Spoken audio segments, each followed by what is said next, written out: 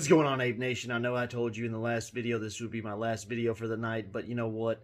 I guess I'm just a liar. I lied. This is video number 4.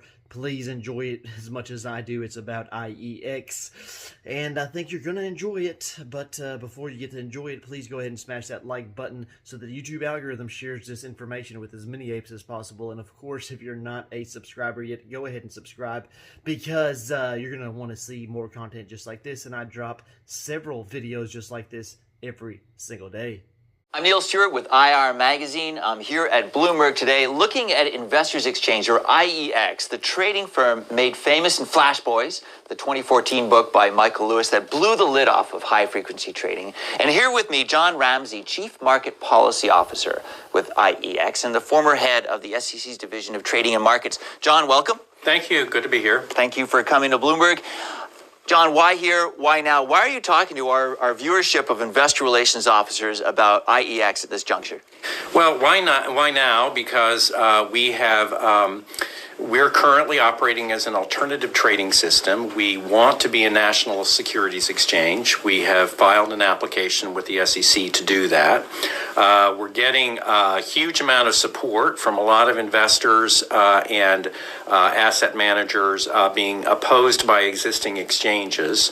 So this has become a bigger debate than we actually thought that it might be. But we really believe that the corporate community needs to be involved, understand the debate, and needs to be involved in it because we think they have a big stake in the outcome. Now, from an IRO's point of view, there's already a lot of exchanges and trading systems and dark pools out there. Why one more?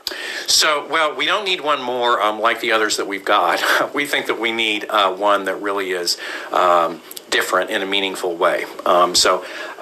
IEX is different, first of all, because we have much more simplified pricing structure, simplified number of order types. So we don't create a lot of order types that are just designed to appeal to high-speed traders. And we have this so-called speed bump, which is a way that we use of making sure that everybody that uses our market connects to us at the same point in time and in the same point in space, so that nobody gets an advantage just by being closer to the exchange than somebody else. So the key part about our model is creating an environment that is comfortable for institutional investors, buy and hold investors. Those are the people that we're trying to appeal to. Those are the kinds of investors that corporate issuers want to have trade their stock.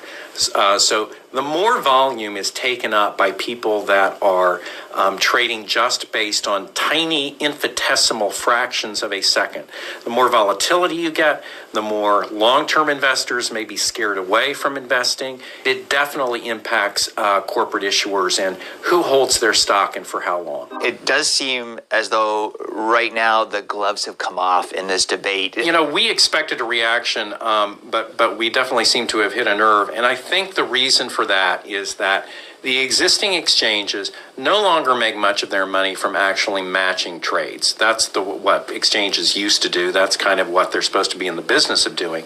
We're proposing a model that doesn't sell preferred access, doesn't rely on sale of market data.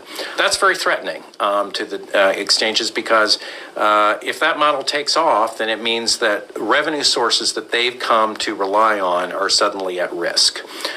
So I think that's why the reaction has been so strong. There's a number of objections been thrown up, a number of obstacles. One of the more colorful was Nicey has said you're like the frozen yogurt shop in Seinfeld. You say you're low fat, but actually you're selling full fat. The truth is, I think we're offering a different flavor than the New York Stock Exchange is, and I think they're a little worried that their brand won't taste quite as good if people decide they like that alternative. And so I think that's a better comparison than the one that they gave. NASDAQ, for their part, has come out saying, well, they wanted to have a speed bump, but they couldn't under Reg NMS. And first you have to change the rules, you can't just make a loophole for IEX to come in. Right. So I know about the NASDAQ proposal. It actually was not very close to what it is we're doing. And not to get too much into the weeds, our so-called speed bump applies to everybody who comes into the market, regardless of who they are or where they come from.